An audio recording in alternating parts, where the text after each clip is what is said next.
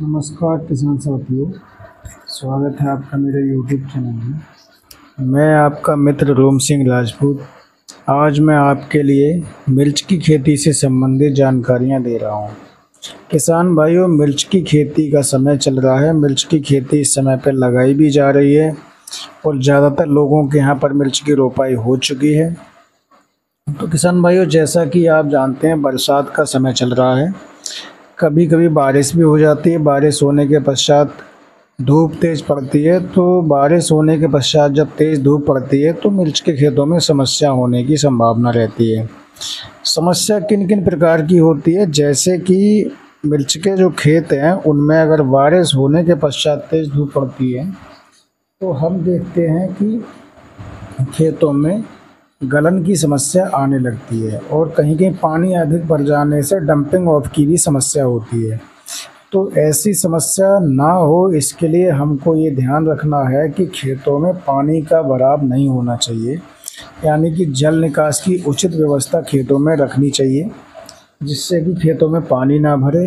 अगर खेतों में पानी भरता है तो बहुत सारे पौधे ख़त्म हो जाते हैं, जिससे कि हमारे खेतों में पौधों की कमी हो जाती है। तो या तो हम दोबारा से पौधे नए लगाते हैं या फिर हमारे खेत में पौधों की संख्या कम हो जाती है तो उत्पादन पर उसका प्रतिकूल प्रभाव पड़ता है। तो किसान भाइयों, इन चीज़ों का ही विशेष ध्यान रखना है कि हमको खेत में पानी ज़्यादा नहीं भरने देना है। अब किसान भाइयों, बात चलते हैं, चूँकि मिर्च की जो फसल है वो सब्जी वर्गीय फसल है और सब्जी वर्गीय फसल है तो इसमें बीमारियां हैं, कीट एवं व्याधियां अधिक लगते हैं। कीट इसमें कौन कौन से लगते हैं, तो मिर्च की खेती की बात करते हैं। इसमें कीट अनेक प्रकार के कीट लगते हैं, जैसे कि वाइट फ्लाई है। वाइट फ्लाई यानी कि जो सफ़ेद मक्खी है वो लगती है और सफ़ेद मक्खी हमारी जो फसल है उस पर बहुत ज़्यादा नुकसान पहुंचाती है, यानी कि वो जगह जगह पौधों पर बैठती है और उनके जो पत्ती होते हैं पत्तियों में से रस को चूस लेती है। और एक सफ़ेद फुदका भी मिर्च की खेतों में बहुत ज़्यादा बैठता है, जो कि सफ़ेद फुदका की वजह से काफ़ी नुकसान होता है। किसान भाइयों, अनेक अनेक प्रकार के कीट लगते हैं, जिसमें मुख्यतः सफ़ेद मक्खी और भूरा फुदका और किसान भाइयों हरे रंग का फुदका, जो कि रस चूसक कीटों में आता है, जो कि पौधे की पत्तियों को और तनों का रस चूसता है। और रस चूसने के पश्चात में हम देखते हैं कि पत्तियां सिकुड़ जाती हैं और सिकुड़ने के बाद में उनके अंदर ऐंठन हो जाती है और एक प्रकार से उनके गुच्छा जैसा बन जाता है। और जब ऐसी समस्या खेतों में हो जाती है तो हम ये देखते हैं जो पौधे प्रभावित हो जाते हैं उन पौधों से जो वृद्धि होती है वो बहुत कम हो जाती है और पौधों की वृद्धि नहीं होती है तो उसमें नए फूल नहीं आते हैं, नए फूल भी नहीं आते हैं और उन पर फल भी बहुत कम बनते हैं, और फल बनते भी हैं तो उसकी क्वालिटी बहुत डाउन रहती है। किसान भाइयों, अधिकतर समस्या ये होती है, हम मिर्च की खेती की बात करें या किसी अन्य सब्जियों की बात करें या किसी भी फसल को ले लें, किसान भाइयों का जो सीधा प्रयास रहता है शुरुआत से ही कीटनाशक लगाने का प्रयास रहता है, जो कि सही नहीं है। अगर हम शुरू से ही कीटनाशक लगाते हैं और कीटनाशक की कोई भी दवा लगाते हैं जो कि हैवी डोज होती है, तो शुरुआत में तो फसल पे कीट का नियंत्रण हो जाता है, लेकिन धीरे धीरे करके ऐसा होता है कि कीटों के कई वेरिएंट आते हैं। पहली बार आएगा, उसके बाद में 15 दिन के अंतराल पर फिर कीट अटैक करता है, फिर 15 से 20 दिन के अंतराल पर अटैक करता है, और लगातार हम किसी भी कीटनाशक का उपयोग कर रहे हैं तो समस्या ये होती है कि जो कीटनाशक हैं उनका प्रभाव कम हो जाता है और कीटों की जो प्रतिरोधक क्षमता है वो बहुत ज़्यादा हो जाती है।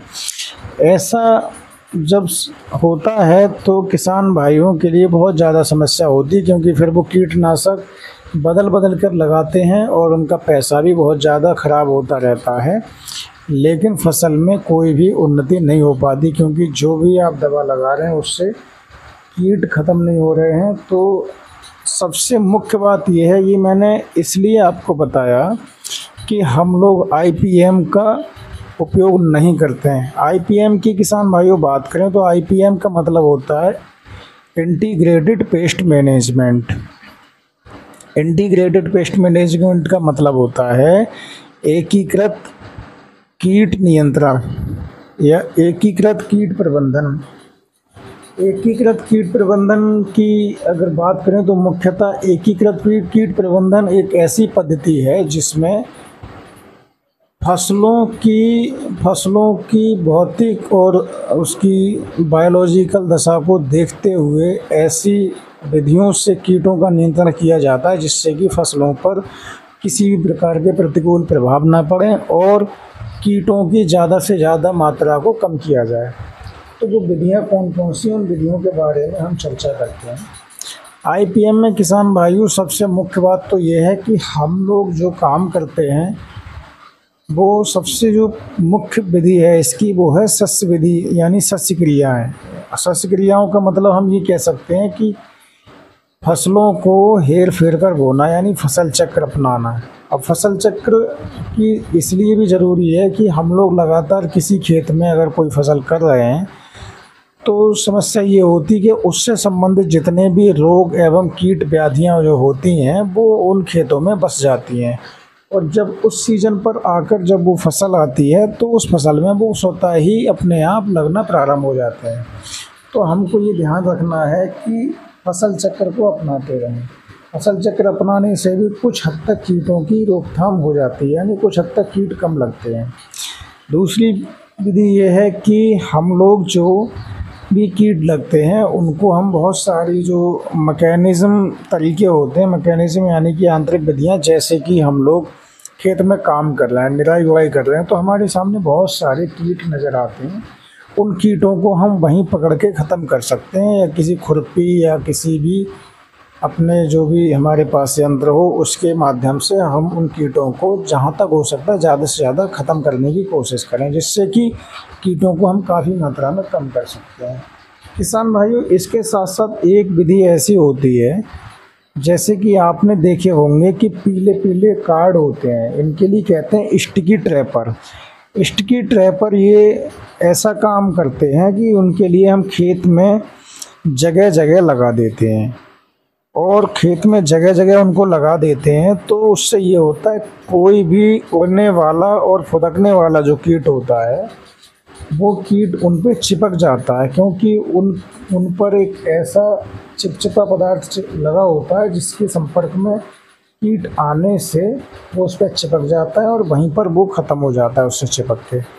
तो उनकी मात्रा इतनी ज़्यादा लगाई जाती है जिससे कि हमारे खेतों में होने वाली समस्या बहुत काफ़ी मात्रा में उसको कम हो जाए। अब किसान भाइयों, हमने 3-4 विधियां बता दी। हर विधि से अगर हम बात करें तो 5% भी अगर हम कीटों का नियंत्रण कर रहे हैं तो लगभग इतनी विधियों से हमारा लगभग 15 से 20% तक हम कीटों का नियंत्रण कर सकते हैं। जैसा कि आप लोग देख रहे हैं स्क्रीन पर, ये पीला ट्रैपर अभी दिख भी रहा है, तो पीला ट्रैपर इस प्रकार का होता है। अब ये जो विधियां हैं इनसे हमने 5 से 10% का अगर, यानी 15 से 20% का अगर हमने इनमें से कीट का नियंत्रण कर दिया तो बाकी की जो समस्या हमारी बचती है उसमें अभी कुछ और विधियां हैं जो कि बायोलॉजिकल और यांत्रिक विधियां हैं, तो उनका इस्तेमाल करके हम और कम कर सकते हैं। जैसे कि एक होता है फेरोमोन ट्रैप। फेरोमोन ट्रैप भी अगर लगाते हैं तो उससे भी हम काफ़ी हद तक कीटों को कम कर सकते हैं। फेरोमोन ट्रैप क्या होता है कि वो एक इस प्रकार का एक बॉक्स होता है, उस बॉक्स के ऊपर मादा कीट की खुशबू वाला एक ग्लू लगाया जाता है, जिससे कि जो नर कीट है वो उससे आकर्षित होता है और उस पर आके बैठता है। बैठते ही वो इसमें गिर जाता है और गिरने के पश्चात वो उससे निकल नहीं पाता है। तो जब वो निकल नहीं पाता है तो फिर वो ख़त्म हो जाता है। तो ऐसे बहुत सारी ये पद्धतियाँ हैं, इन पद्धतियों से हम कीटों का नियंत्रण कर सकते हैं। अपने खेत में ट्राइकोकार्ड लगाकर भी हम कीटों का नियंत्रण कर सकते हैं। और जो इंडिकेटर फसलें होती हैं, यानी सूचक पौधे होते हैं, उनको भी हम किनारों से लगा देते हैं, जिससे कि वो जो कीट होते हैं वो कीट हमारी मुख्य फसल पर न जाकर जो आकर्षक फसलें हैं उनके ऊपर बैठ जाते हैं और हमारी फसलों पर काफ़ी हद तक कम प्रभाव पड़ता है। किसान भाइयों, ये तो ऐसी विधियां हो गई जिन विधियों से हम कीटों को कम कर सकते हैं। पूर्णतः ये नियंत्रण की विधियां नहीं हैं, इनसे एक प्रबंधन हम कर सकते हैं, जिससे कि हमने अगर पहले से इनका इस्तेमाल कर रहे हैं तो हमारे खेतों में कीट नहीं लगे। इसके बावजूद भी हम देखते हैं कि बहुत सारे ऐसे कीट होते हैं जिनको हमें रसायन लगाने की आवश्यकता पड़ती है। किसान भाइयों, अगर हमने ये सारी पद्धतियां की हैं तो हमको रसायन तो लगाने पड़ेंगे, लेकिन इतनी ज़्यादा मात्रा में नहीं लगाना पड़ेंगे जितना कि हम लगाते हैं। तो कुछ जो भयंकर कीट होते हैं जिनसे बहुत ज़्यादा क्षति होने की संभावना होती है, उनकी रोकथाम करने के लिए हम कीटनाशक भी लगाते हैं। तो कीटनाशक लगाने का वो हमारा जो प्रयास है वो अंतिम प्रयास होता है, ना कि पहला प्रयास होता है। आज विडंबना सबसे बड़ी ये है कि किसान भाइयों का जो सबसे पहला प्रयास होता है वो ही कीटनाशक से शुरू होता है, जबकि वो सही नहीं है। कीटनाशक को लगाने का जो हमारा प्रयास होना चाहिए वो बाद का प्रयास होना चाहिए। पहला प्रयास हमारा ये प्रबंधन की चीज़ें हैं। प्रबंधन अगर हम करते हैं तो बहुत मात्रा में हम कीटों को कम कर सकते हैं और हमको अपने खेतों से अच्छी और गुणवत्ता युक्त सब्जियां प्राप्त होंगी, जिनको हमें अच्छा मूल्य भी प्राप्त हो सकता है। या किसी भी फसल की बात करें तो हमारे लिए इस तरह की हम विधियों का इनमें इस्तेमाल कर सकते हैं। किसान भाइयों, सबसे ज़्यादा समस्या आती है मिर्च की खेती में घुमना की। घुमना जब लगता है तो घुमना की कंट्रोल करने के लिए, घुमना की रोकथाम करने के लिए जो दवा लगाई जाती है उसमें वो सकिंग पेस्ट की वजह से घुमना लगता है। तो ऐसी दवा का हम चूज करते हैं जिससे कि जो रस चूसक कीट होते हैं उनको ख़त्म किया जा सके।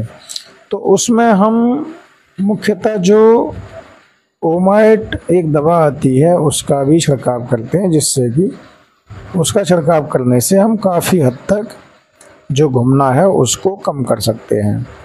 किसान भाइयों, घुमना को कम करने के लिए हम पेगासस भी लगाते हैं। पेगासस में भी एक ऐसे जो साल्ट पड़ा होता है जो कि घुमना के लिए कंट्रोल करता है। या फिर हम एक बायर को उसकी बासव कंपनी की इंट्रापिड आती है, ओबरान आती है, बहुत सारी ऐसी दवाइयाँ हैं जिनका हम छिड़काव करके हम घुमना को ख़त्म कर सकते हैं। किसान भाइयों, जब फसल में फल को भेदने वाली अगर कोई गिटार लग जाती है, सुड़ी लग जाती है, तो उसकी रोकथाम करने के लिए, उसको मारने के लिए कोराजिन का इस्तेमाल किया जाता है।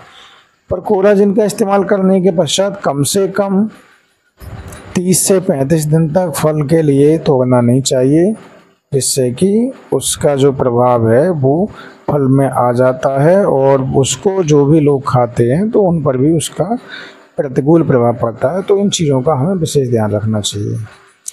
किसान भाइयों, ये मैंने आपके लिए कुछ मिर्च की खेती से संबंधित जानकारी दी कि किस तरह से हम कैसे यांत्रिक एवं रासायनिक विधियों से अपने खेत से कीटों का जो है वो प्रबंधन कर सकते हैं। किसान भाइयों, जाहिर है कि वीडियो आपको पसंद आई होगी। किसान भाइयों, मैं आशा करता हूं कि आपके लिए अच्छी से अच्छी वीडियो बनाकर और आपको देता रहूं, जिससे कि आप लोग देखते रहें और उनसे मिलती जुलती जानकारियों को आप अपने खेतों में उनको अप्लाई करें, जिससे कि आपको लाभान्वित हो सकें। धन्यवाद किसान भाइयों, मिलते हैं एक नई वीडियो में फिर से। तब तक के लिए हम आपसे इजाज़त चाहते हैं। किसान भाइयों, मैं आपका मित्र रोम सिंह राजपूत आपसे हर वीडियो में मिलता रहता हूं। किसान भाइयों, आज हम यहीं आपसे इजाज़त चाहते हैं। नमस्कार किसान भाइयों, जय हिंद, जय भारत।